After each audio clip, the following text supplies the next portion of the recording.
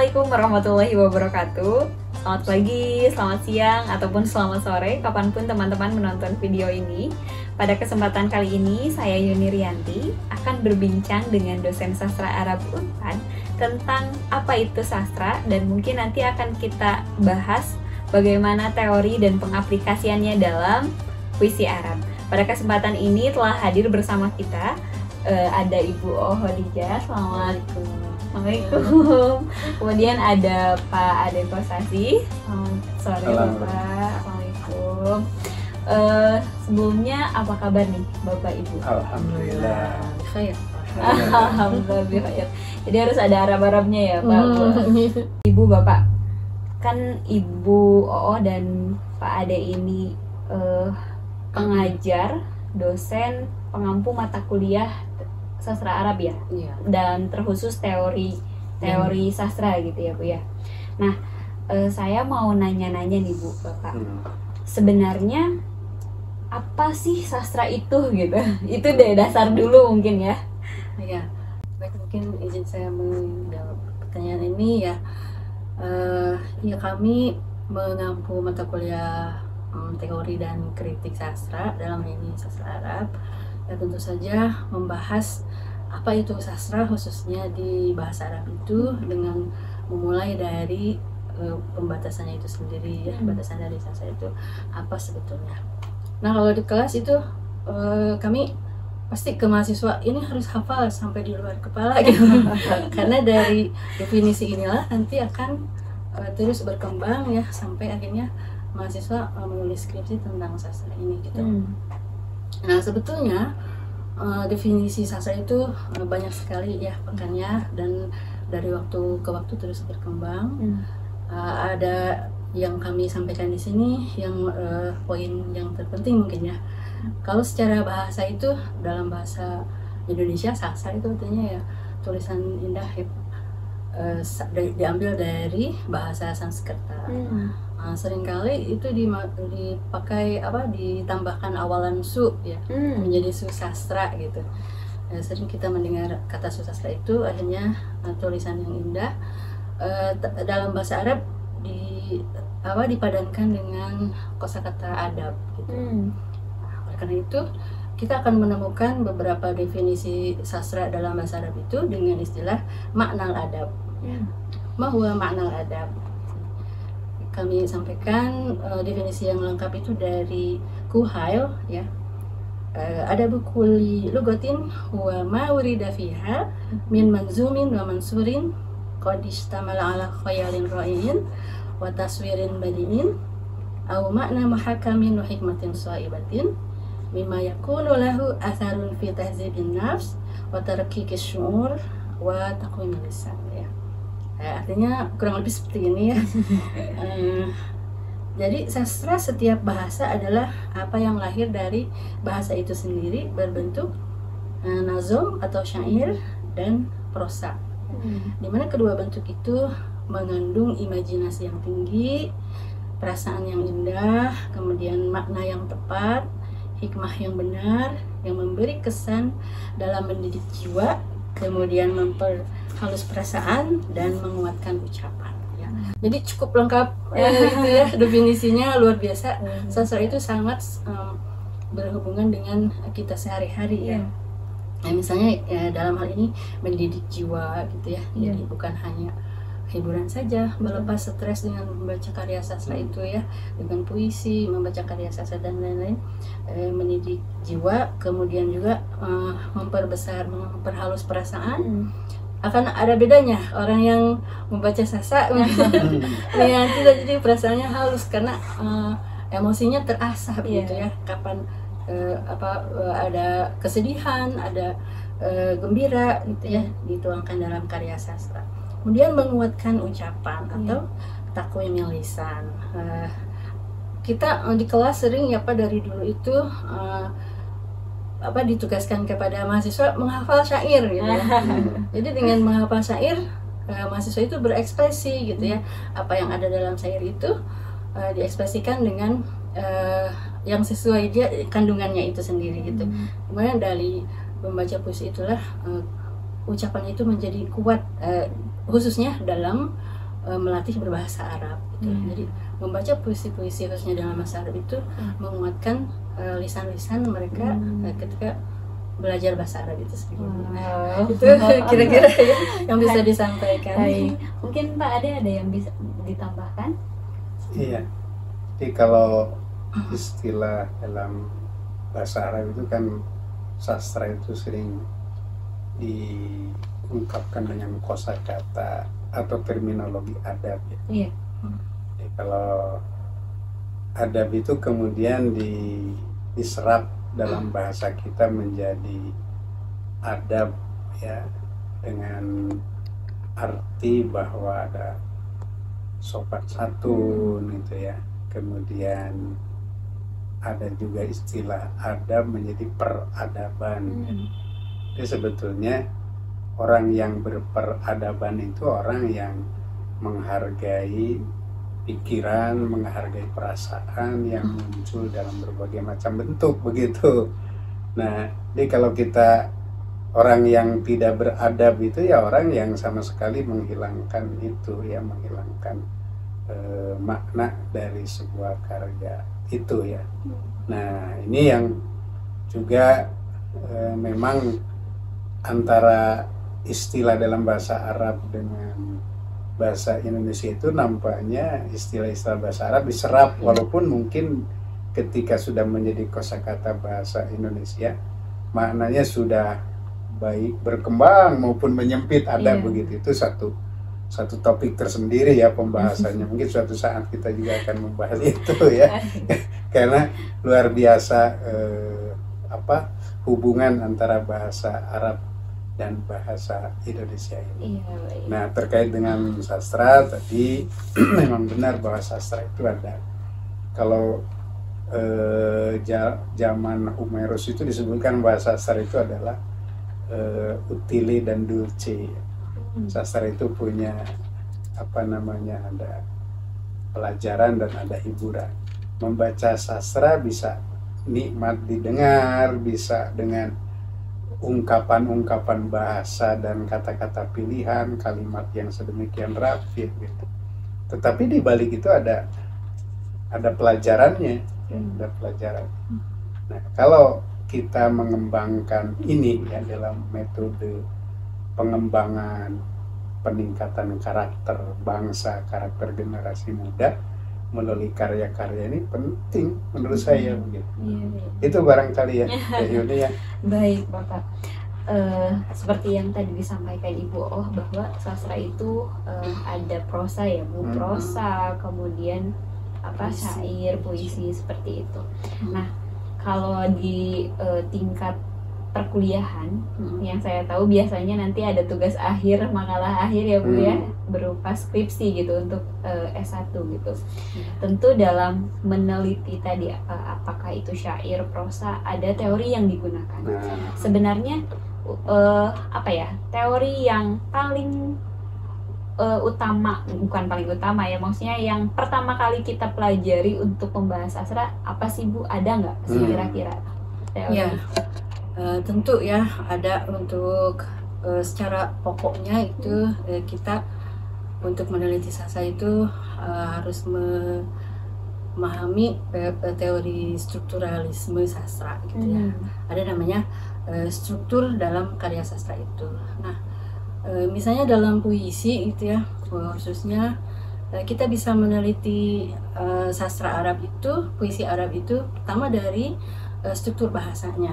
Jadi struktur yang paling pokok sebenarnya memang struktur bahasa gitu ya. Makanya tadi dari sisi definisi juga disebutnya ada bekuli lugatin gitu ya. Sastra setiap bahasa gitu. Karena memang setiap sastra itu bersumber dari bahasa, dan sebaliknya setiap bahasa belum tentu ada sastra gitu ya. Pasti. Nah, ada bekuli lugatin gitu ya Pak. Kemudian sekarang tentang struktur itu, pertama struktur bahasanya itu sendiri, kemudian yang kedua adalah struktur yang dikaitkan dengan budaya masyarakatnya gitu. Nah, kalau selama ini mungkin kita memahaminya ada struktur intrinsik, struktur ekstrinsik gitu ya. Kemudian kalau dalam puisi itu sendiri itu ada struktur lahir, struktur batin gitu. Karena bahasa puisi itu luar biasa ya, bahasa yang sudah dikristalkan sedemikian rupa gitu, sehingga dari kalimat yang panjang gitu menjadi hanya satu kata saja gitu ya. Dan itu bisa kajiannya itu penafsirannya akan cukup panjang juga nanti gitu ya. Kadang orang berbeda juga gitu ya, tapi tidak apa berbeda-beda asal memang tahu teori.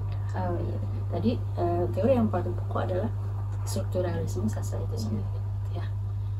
Mungkin dalam puisi ya Pak, atau ya dalam puisi, kemudian dalam genre lain novel gitu ya, kemudian satu lagi ada drama yang sudah berkembang menjadi film gitu sekarang. Jadi itu juga diteliti di Perwisasa Arab Unpad juga. Berkembang. Tapi apakah strukturalisme sastra ini tuh tokohnya itu kita mengambil dari barat ataukah dari Arab juga ada gitu, atau menggabungkan antara teori barat dan teori Arab gitu, seperti apa? Ya, tentu saja perkembangan teori-teori sastra itu dimulai secara maju itu dari barat dulu ya.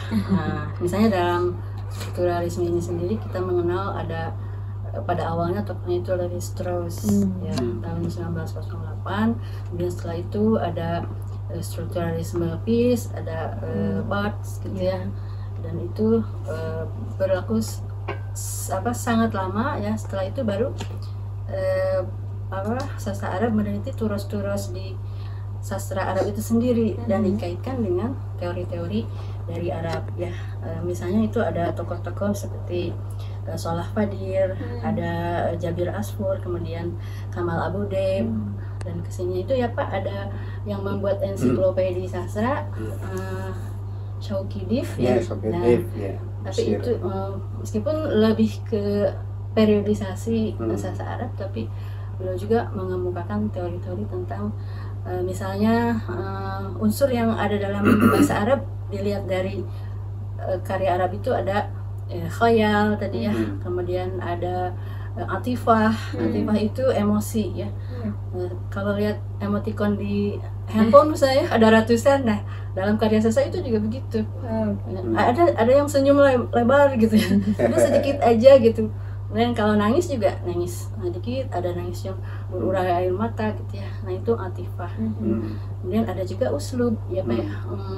Seperti stilistika gitu, kaitannya dengan balaghah misalnya ya, ada tasbih, ada isti'arah. Nah itu nanti dikaji, dan itu luar biasa ya kalau mendalami karya sastra dilihat dari balaghah, tasbih itu nggak akan habis-habis gitu, ininya terus gitu ya.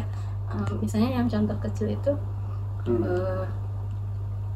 bedanya bahasa sastra dengan bukan sastra ya. Misalnya dalam balaghah ada kalimat misalnya ya, ja'a al-asadu ila al-jami'ah gitu. Datang singa ke kampus gitu. Kalau orang sastra mungkin akan sedikit paham gitu, asadu itu bukan singa sebenarnya gitu. Itu ada konotatif, ada seseorang yang sudah sangat dikenal keberaniannya gitu. Jadi nggak akan lari langsung begini ketika dengar al-asadu tuh, oh iya si itu terkenal pemberani, berarti yang datang itu si X itu gitu. Nah itu sastra itu ada semacam seperti itu ya, keindahan tersendiri. Dan itu diungkap mungkin oleh strukturalisme, nanti lagi ada sosiologi sastra, ada psikologi sastra. Berarti dapat disimpulkan bahwa kita ketika meneliti sastra Arab khususnya bisa menggunakan teori Arab juga gitu ya, biar lebih nyambung gitu ya Pak Bu ya. Gitu. Dari balaghah misalnya gitu. Iya. Dan itu juga pemaknaannya mungkin bisa lebih dalam karena sama-sama teori ataupun sastra di bahasa yang sama seperti itu ya. Saya mau ini deh Bapak Ibu, kira-kira ada nggak ya contohnya gitu biar teman-teman yang menonton itu bisa tahu yang seperti Ibu sampaikan, teorinya seperti ini, ketika dipraktekannya tuh seperti apa sih gitu. Contohnya mungkin di puisi Arab mungkin Bapak Ibu. Ya jadi begini ya, dalam tradisi Arab, karena Arab itu mau tidak mau ya kita tidak akan bisa menghilangkan kajian Arab hari ini begitu, menghilangkan peran kajian-kajian terhadap Al-Quran ya, karena ilmu itu berkembang setelah para ulama muslim itu mempelajari Al-Quran. Pertama-tama yang menjadi permasalahan dalam mengkaji Al-Quran itu kan bagaimana mengucapkannya, membacanya itu bagaimana ya. Pada saat Al-Quran pertama kali ditulis zaman Rasulullah itu kan tidak ada titik saja belum menggunakan ya, tidak ada titik, tidak ada harokat apalagi begitu. Itu kemudian ya setelah Islam mengenal ya, kaum muslimin sudah sangat butuh terhadap itu, kemudian diciptakanlah ya oleh ulama yang pada saat itu memang punya perannya untuk membuahkan itu. Nah, jadi pertama-tama terkait dengan menggali apa ya teks yang berbahasa Arab khususnya, baik teks itu Al-Quran, tadi ditanyakan tentang puisi juga tentu ya, puisi itu udah syair ya, syair begitu dalam bahasa Arab. Nah misalnya syair yang pra-Islam ya, syair yang pra-Islam itu misalnya seorang penyair itu mengungkapkan kifa nabki min dzikra habibin wa manzilin bisiktil liwa bainad dahuli fahaumali ya. Ini terkenal ya, kalau mahasiswa sastra Arab pasti tahu ini. Ini adalah Imrul Qais ya. Imrul Qais itu adalah Amir Syu'ara. Jadi dia sebagai amirnya ya di antara ashabul mu'allaqah ya. Nah ini mu'allaqah juga menarik juga, ini apa sebetulnya mu'allaqah itu juga harus dibahas gitu. Nah kita lihatlah secara struktur ya, karena dalam puisi itu ada struktur bentuk ya, ada juga struktur makna ya. Bentuknya itu tentu ada bentuk secara qawaid lugawiyah gitu, kaidah bahasa, ada struktur kaidah arudiyah gitu ya, atau yang terkait dengan bunyi. Nah bunyi itu ada satuan terkecil namanya adalah wahdah sautiyah. Nah kemudian wahdah sautiyah itu membentuk taf'ilat ya, taf'ilat itu membentuk sebuah bait syair. Nah ini tentu jadi kajian menarik ya, sampai ke dalam wahdah sautiyah kemudian ada taf'ilat. Nah membentuk sebuah bahar namanya. Bahar itu adalah pola kasidah ya. Jadi kalau dia sudah berbentuk kasidah maka pasti ada baharnya. Itu puisi lama ya, syair-syair yang lama begitu. Nah ini pun terus berkembang ya kajian, atau mungkin para sastrawan Arab menciptakan karya-karya baru. Ada yang sangat terikat dengan kaidah-kaidah Arabia, ada yang memang bebas. Itu kan sebagai sebuah fenomena perkembangan, kita tidak bisa menolak ya. Di berbagai berbagai kawasan juga setiap karya-karya sastra juga itu berkembang ya, baik di daerahnya yang lokal maupun di nasionalnya, termasuk juga yang sudah bersentuhan dengan karya-karya di luar nasionalnya begitu. Nah Arab juga terpengaruh gitu ya dengan adanya karya-karya dari luar. Nah ini mencerminkan itu. Nah tadi kalau yang namanya struktur untuk struktur bentuknya ya, nah ini bisa dikaji dalam kajian tertentu ya, bisa dengan ilmu arud gitu ya.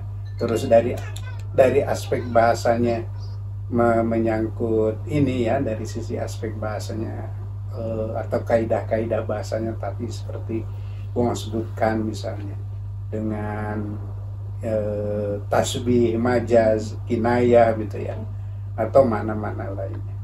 Nah misalnya ini saya contohkan ya, misalnya ini ada puisi nih ya, ini namanya Abun ya.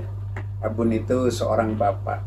Ini syair Palestina begitu ya, bagaimana dia sangat merasa sedih begitu ketika ditinggalkan oleh anaknya ya. anak Palestina begitu, karena ada konflik yang terus berkepanjangan sampai hari ini pun belum selesai gitu. Nah, korban gitu anaknya. Nah kan idealnya seorang bapak itu bisa tegar gitu, kuat gitu ya. Tetapi ya di balik kekuatan seorang bapak itu juga bisa ini ya, bisa luluh gitu ketika misalnya buah hatinya ini jadi korban seperti itu. Dia ungkapkan ya, dam illadzi katamtuhu jalda lamma tabaqau indama rokibu, ya. Air mata yang kupendam ya, membeku tak berurai tatkala mereka berkendara. Ya, artinya bahwa dia itu ketika dalam urusan tertentu dia bisa memendam, ya, tidak terurai air matanya. Ya, karena memang ada hal yang mungkin bisa menahannya sehingga membeku. Tapi ketika itu sudah dalam suasana keheningan, dia tidak beraktivitas, ya bisa saja bercucuran air mata. Nah, jadi ini adalah gambaran bagi kita, siapapun orangnya, ketika ada perasaan yang sudah tersentuh bisa saja menangis. Kita lihat banyak para perwira tinggi di kalangan militer juga bisa menangis, para raja juga bisa menangis yang kekuasaan sedemikian rupa. Nah, ini ya salah satu contoh begitu bagaimana kita bisa mempraktekkan bahwa menjadikan teori itu sebagai landasan untuk kajian kita. Walaupun mungkin setiap orang punya kecenderungannya dari aspek mana ya. Itu barangkali ya. Berarti bisa saya simpulkan bahwa ketika kita menggunakan strukturalisme sastra ke dalam sebuah karya sastra, itu kita bisa melihat makna yang lebih dalam begitu ya Bapak Ibu. Iya, betul. Iya, baik. Ada lagi yang mau disampaikan? Karena sejauh ini saya udah tahu seperti itu gitu ya contohnya. Ya, pada prinsipnya bahwa memang apalagi ya ini bahasanya bahasa Arab. Bahasa Arab itu tentu mengapa dijadikan bahasa Al-Quran, kan ada sesuatu begitu ya, ada rahasia di balik itu yang tentu rahasia itu harus kita gali ya. Ternyata memang dalam puisi-puisi Arab itu tidak hanya kecenderungan terhadap makna, tetapi dengan bunyi ya. Bunyi saja itu menjadi satu ya prosodi, menjadi kajian menarik. Mengapa ba, mengapa a, mengapa a gitu ya. Itu ada makna dari di balik aspek bunyi itu ada makna yang terkandung. Nah, ini hanya bisa mungkin terjangkau manakala kita meneliti, terjun ke dalamnya gitu. Memang kalau hanya dari luarnya kok begini ya, kita hanya mungkin terpana saja gitu. Tetapi ketika didalami ya, setiap huruf itu punya kelebihan. Mengapa ya? Misalnya kita tahu dalam Al-Quran ya, ini kan supaya untuk terutama pada mahasiswa saya barangkali supaya Anda tahu mengapa misalnya ada kata alif lam mim begitu kan, itu huruf ya. Kemudian ada toha, alif lam ro, ada yasin gitu. Ini huruf-huruf itu ada makna tersendiri ya. Setiap huruf likuli harfin itu ada sirrun, ada rahasia di situ. Rahasia yang harus diungkap ya.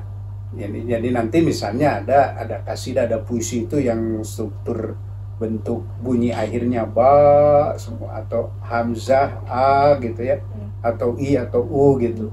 Nah, atau ada h dan seterusnya. Itu pun memiliki keunikan yang kita bisa tahu kalau kita sudah terjun di dalamnya. Itu saja ya Mbak Yuni ya. Baik, berarti kalau misalkan pengen tahu lebih dalam lagi, silahkan ikuti kelasnya Pak Ade dan Ibu Oh ya, seperti itu. Nanti dijelaskan lebih detail lagi. Teorinya akan dijelaskan, disampaikan, teorinya siapa, pengaplikasiannya siapa, termasuk praktek bersama teman-teman mungkin ya Bapak Ibu.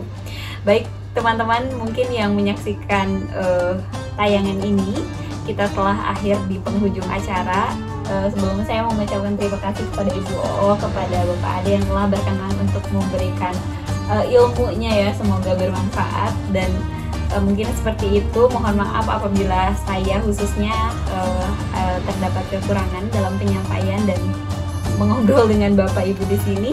Kita bertemu di episode selanjutnya. Saya Yuni Rianti, pamit undur diri. Wassalamualaikum warahmatullahi wabarakatuh.